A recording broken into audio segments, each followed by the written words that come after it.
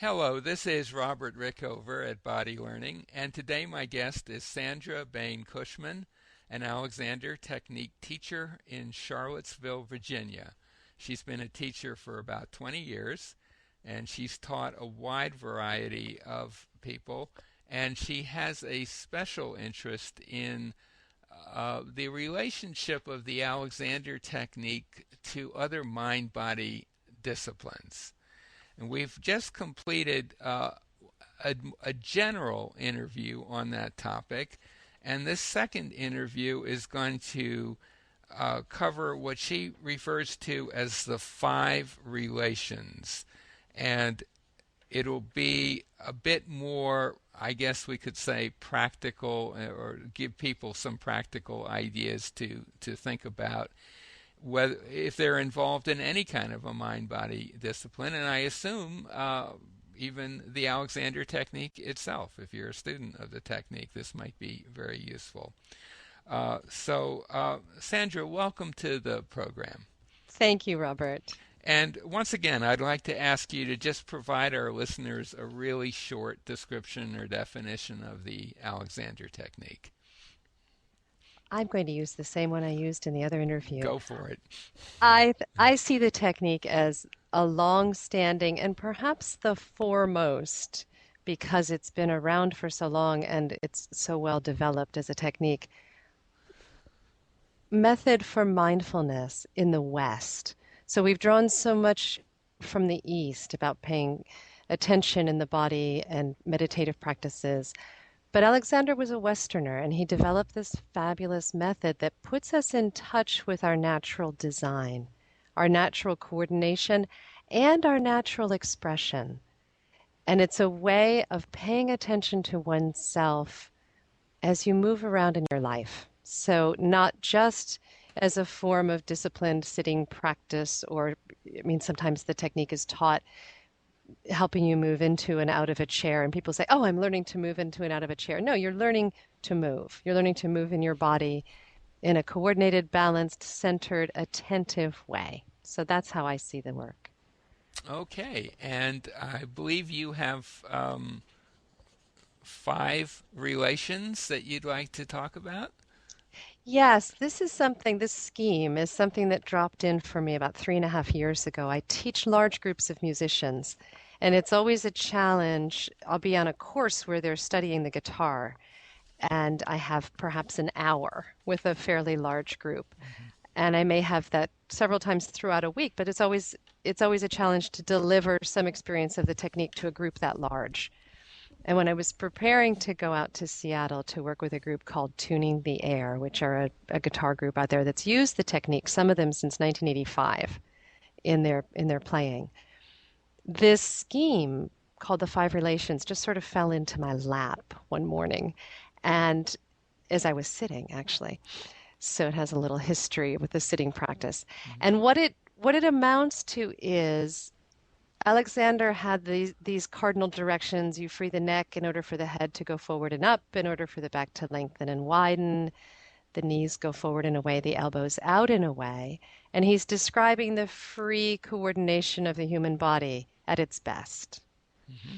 And yet, if you have a brand new student, a person off the street, as we say, who's never done any of this and doesn't have any skill getting whatever that wonderful recipe is to cook, to get it going, they'll start to try to do these weird things with their necks. I mean, I've actually had people come back years ago when I would teach them the next day or the next week and say, my neck is so stiff because I've been doing what you told me.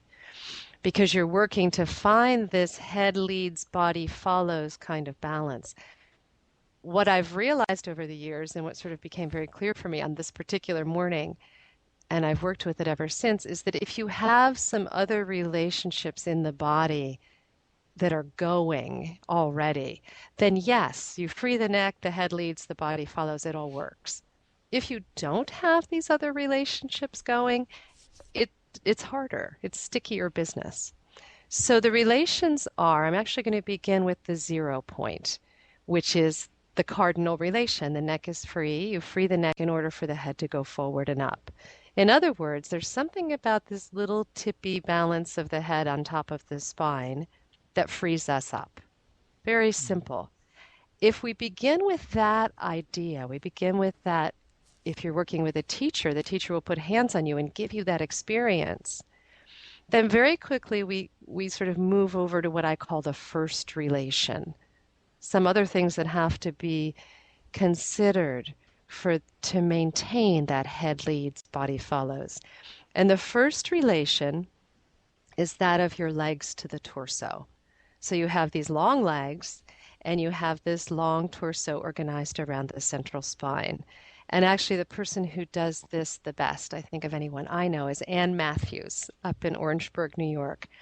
Has this fabulous way of working with the legs where she can sort of press down on your legs and your spine pops vertical like a banana. You know, when you squeeze the skin of the banana shoots out. She just has this way of engaging legs out in a way, and your spine just goes up.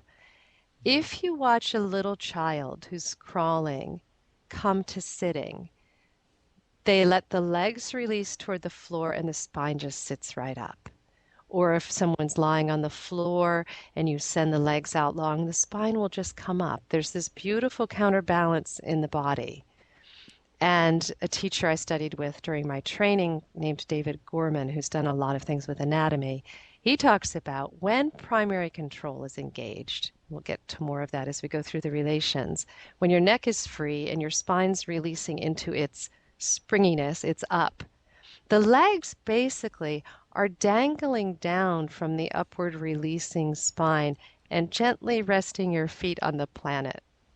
Very different from thinking, oh, these are pillars that hold my weight. So your spine's releasing up, your legs release down.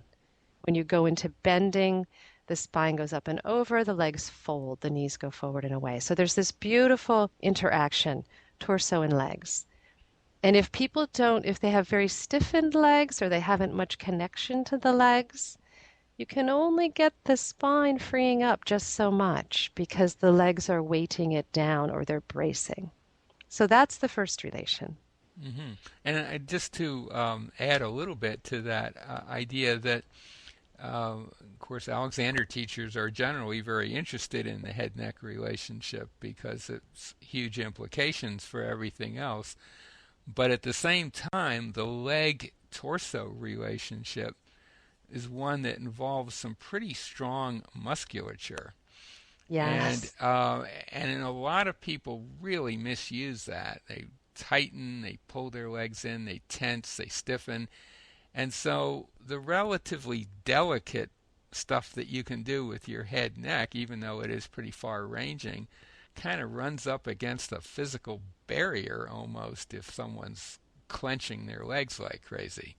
It So, definitely does. And I make jokes to my students that for every personal trainer that's out there getting people to strengthen their quads, there's an Alexander teacher getting them to try to undo them. mhm, mhm, Because because right. quadriceps strength really is not the whole recipe for coordination in the body. Well, it needs to Um, be properly directed for sure if it's going to exactly, be strong. Yeah, and it needs to fit into the coordination of the whole, exactly. which is what this whole scheme is aims to do. As I move on to the second relation, it becomes interesting. It's like the Russian dolls where one doll fits inside the other. The next relation actually fits inside the first relation because it's within the torso itself. And the second relation is that of the head to the pelvis, that your head counterbalances your pelvis counterbalances your head.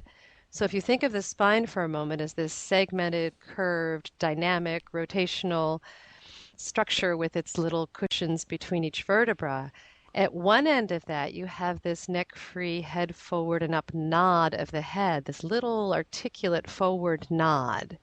And if you watch a toddler walking around, you actually really see it because their heads are still pretty big in proportion to their bodies. Hmm. They're also pretty skilled because they're very much in their bodies. There's just this constant little forward nod of the head. At the opposite end of that spine, in opposition, and a lovely dynamic producing opposition to the head, is the pelvis. And the pelvis tends toward the opposite nod, what I would call a reverse nod. Um, a friend, a woman I know who actually studied with Marge Barstow years ago, she refers to when we hold the pelvis rigid and we really hollow the back of the body, we get something called a duck's butt, where we're just holding up that pelvis. I think people call it a pelvic tilt. Hmm. The other thing that people do, I call it sort of like what a bad dog does to tuck the tail between the legs, is when people sit in a chair, they actually are not sitting on the pelvis, on the sit bones. They've curled it under themselves, so they're in a C shape, in a slump, and they're sitting on their lower backs. Hence, they get lower back pain because they're actually not sitting on their rockers that are at the base of the pelvis. They're actually sitting on the base of the spine. They're slumped onto the base of the spine. So this counterbalance depends, if you're in sitting, upon balance on your sitting bones, which are these beautiful little rockers built into the body, into the base of the torso, and then that nice free neck at the opposite end. And if you have those two things in play with, because each relation builds on the one before it, with your legs free and counterbalancing the whole torso, then you start to get something kind of wonderful happening in terms of your balance. And it might be useful just if you could briefly tell people how they can locate those sits bones on themselves to determine if they are in fact sitting on them. There are a couple ways, and actually, there's a funny story that goes with one of them. We have a trainee who, in her second year, was trying to help her husband find his sit bones, and he was sitting on a hard wooden chair, and she put her hands under, and he said, isn't that hurting your hands? And like a good Alexander trainee, she said, oh, no, no, they're fine. Well, it was crushing her hands to have his sit bones pressing her hands into a wooden chair. So the advice is find a padded chair, but not an easy chair, but a padded, hard-backed chair. Put your hands under your bottom and just feel for rockers. They're big. You'll feel them. They'll sit right in your hands. Hmm. And if they don't, it means you have to sort of adjust yourself until they do, because it means you're probably not sitting on them. You're probably sitting Is on your sacrum, which is what You're a lot of. probably sitting Mhm. on your sacrum, Yeah. or you could even be so tilted in your pelvis that you're sitting on your legs. You're Oh sitting yeah, on yeah, your yeah. legs, That's which possible happens. too. Yeah. Another really cool way, once you find them, a way to take them out for a little spin, is to either sitting on the floor with your legs outstretched in front of you or sitting on a chair with your feet on the floor. Walk on them. And this sounds very basic, but take yourself over onto one, say your right sit bone, I'm doing it right now, in order to walk your left one forward. Then lean all the way over and you're in your left sit bone to move your right forward, just like you would walk on your feet. You're going to walk on your sit bones. And you can walk forward and backward on your seat a few times. Say you're sitting at the computer for an hour or two. Every so often, take a little walk on your sit bones, and you'll find your sitting balance and your back really release and get much more dynamic. So it's really a very good example of bringing your awareness to the actual reality of your structure and taking advantage of it. Because those sits bones are like perfectly designed to allow you to transfer your weight to a chair, for example, and to move around easily. It's almost like someone said, well, human beings are going to do a lot of sitting somewhere down the road. We need When this. computers come and or office work shows up in the human uh, world, so we're going to design a little structure here so that they'll find it very easy to do that if they pay attention and actually use it. And that's kind of what we're talking about here, I Well, guess. some years ago, one of my young children, they're now grown, but many years ago, one of my young children fell down outside on the ground, and I went over and scooped him up and started to rock him. He was screaming. I think he fell on cement, actually, as I remember. He often did. And as I was holding him, I began to rock, and I realized I was rocking on my rockers, that only in the Western culture would we build a chair with rockers when we actually have them built into us. And I've just had Yes. the opportunity to travel around the world this past fall for 4 months with Semester at Sea, a university program. And people around the world, by and large, don't use chairs as much as we do. People in India do all their work sitting on the ground or squatting. In Africa, the same. Yeah, China. in Africa, you have to learn how to squat. You really can't get away with sitting on the ground because the bugs will get you. Exactly. No, everybody And there are squats. no chairs in a lot of places, so you're out of luck if you can't go into a deep squat, And or you end up yeah yeah In Vietnam they have these wonderful little tables all around where they serve street food. They serve pho, which is yeah their wonderful soup, right and the chairs are about 4 inches high. right They're just enough to support your sit bones under you, but you're not sitting up off the ground in a big chair. right. Well, let's move on to the third relation. The ribs, the rib cage, which we think of as being this often this fixed held structure, has something like 80 movable places in it. It's got the way the ribs articulate with the vertebrae in the back. Each rib articulates with two different vertebrae, the way it comes around and attaches into your sternum. There's all this flexibility in the rib cage. So most of us hold the ribs quite rigid. In Alexander's day, the big sort of cultural habit of how to stand and project, he was an actor, was to sort of lift the chest and throw the head back and have this very dramatic posture. And what we're looking for rather than that, or rather than the I've been sitting all day playing video games posture that we have now in our culture, which is the ribs totally sort of dumped over forward into a slump, we're looking for something that I call ribs neutral. And the person I've studied this with is somebody named Jessica Wolf in New York who teaches the art of breathing. And she talks about in order to have efficient breathing, which has a great deal to do with our upright bearing and our freedom in the vertical, our reflexes, we really need the breath to be free. And in order to have the diaphragm that cross-sects the whole body like this living, beautiful tent that makes excursions up and down through the core of the body, in order to have all that happening, we really need the ribs free in 3 dimensions. We need them to be allowed their natural width, we need them to be allowed their natural depth front to back, and we need them to be allowed their natural length top to bottom. So most people, when you say point to your ribs, they point to their sides and they think, oh, there are my ribs. Well, your ribs go all the way up to the base of your neck. The rib cage tapers like an old-fashioned beehive all the way to the base of the neck. And then the shoulder girdle rests out across it. But the ribs aren't square at the top. They're very beautifully tapered. And they actually go down to about 4 inches, 3 inches above the pelvis. So you have this huge rib cage that houses your lungs and your heart. And you would want not to be squeezing that in all sorts of attitudes of holding around your lungs and your heart. The lungs and the heart need to move. The diaphragm needs to move to keep moving the residual air out of the lungs and bringing fresh air into the lungs. And a lot of our health and our biochemical balance really depends on that. So the physiology of the body is really influenced by the breath, and the breath is housed in the ribs. And the ribs are, you could say, sort of the keystone dimension that keeps our body alive, really. Well, I guess the ribs and the diaphragm together. Yeah, I mean that's how we get air in and out. So, and I think that a lot of people have, as you say, very serious misconceptions about where the ribs are, where the diaphragm is, and how they function. I know that when I trained to be an Alexander teacher back in the late 70s, I had no idea. And I remember seeing a picture of the rib cage and I was astonished that that's where they were. I had absolutely no idea about the functioning of the ribs. So a good Alexander teacher or even a person could learn on their own using simple anatomy text could learn a few basic things about that structure, how it ties in with the sternum, the clavicle, all the rest of it, that might make Absolutely. quite a difference And in if I how can they breathe.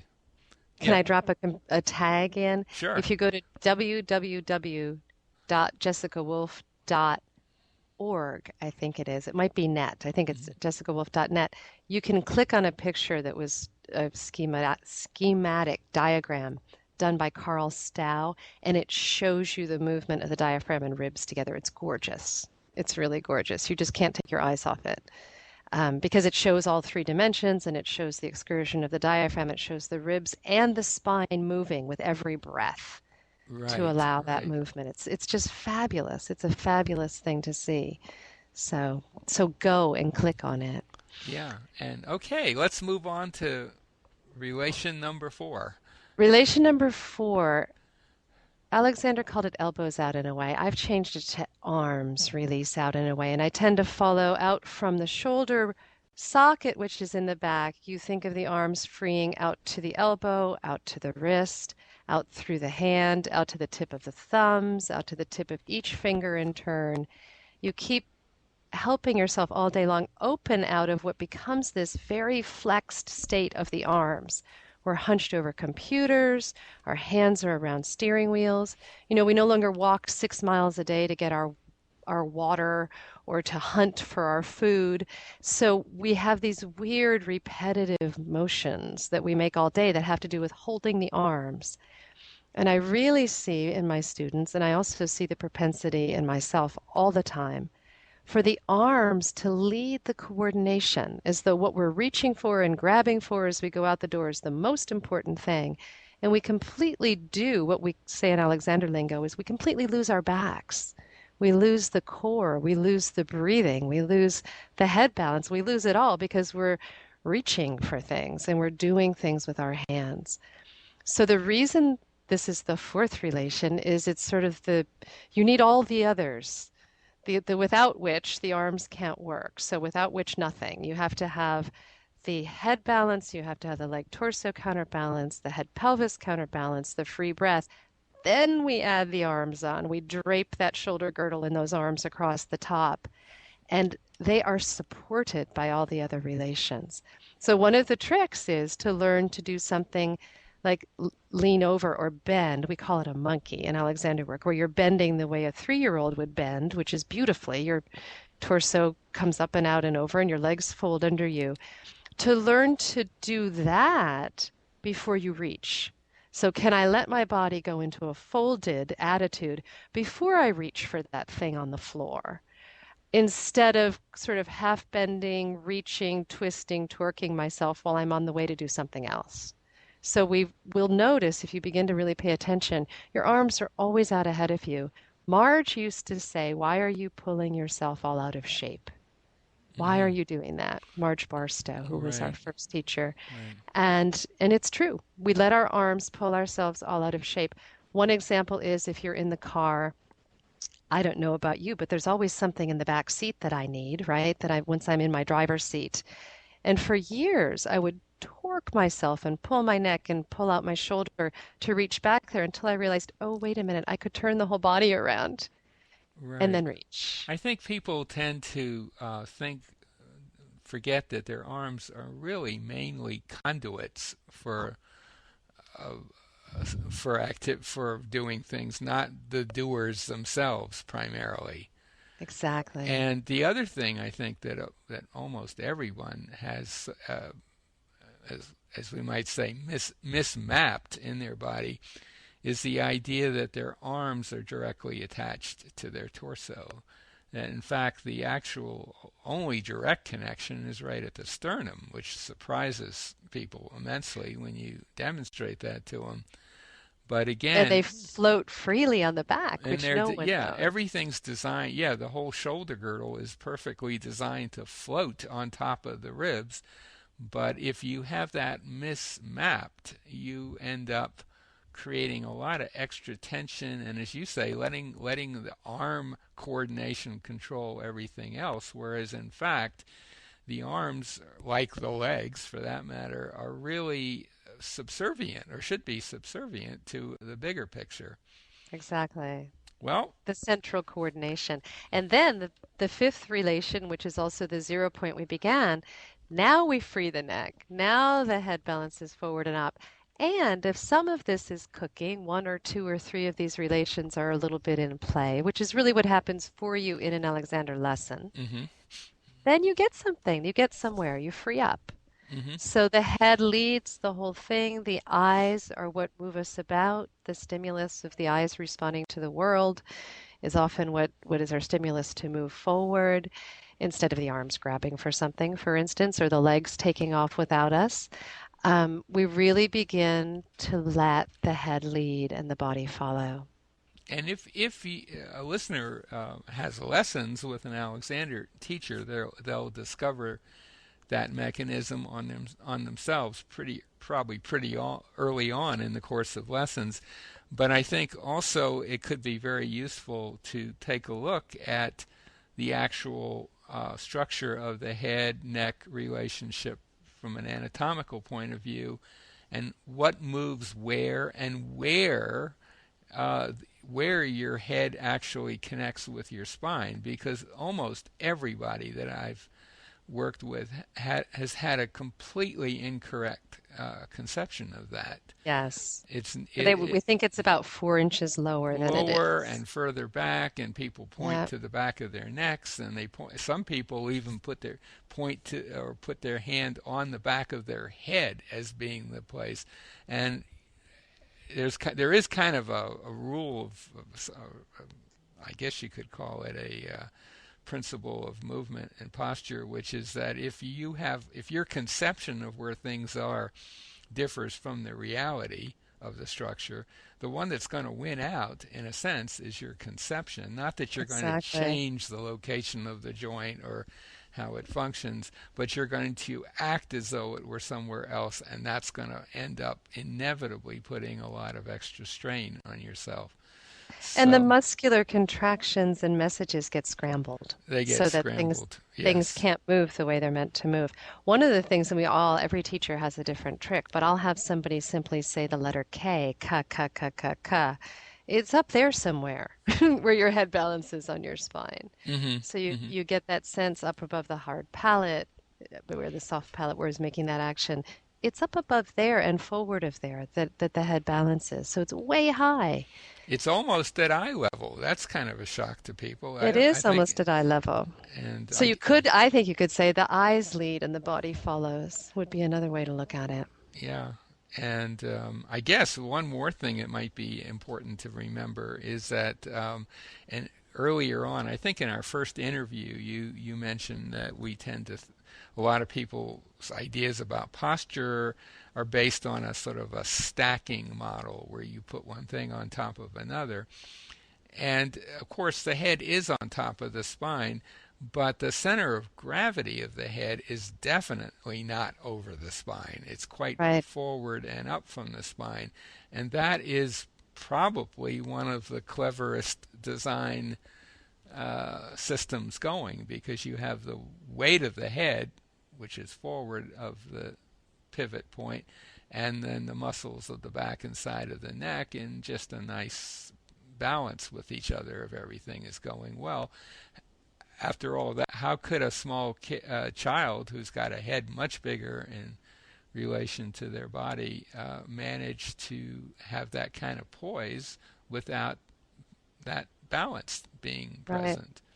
That it's an inbuilt It's imbalance of the inbuilt. head It's so that inbuilt. the head keeps releasing and moving in order to activate all these wonderful reflexes. It's an amazing design. Yeah, we came really nicely wired up from the factory, and we figured out ways of messing it up, and we can figure out ways of unmessing it up. Well, It's and not that hard. Alexander gave us operating instructions, and I think that that's Yeah. more and more, I see that as an Alexander teacher, what we have to offer all of these other really fabulous practices for centering and bringing attention and so on is the actual operating instructions. How does the design work? How can we bring our attention in such a way that we support the working of our own design?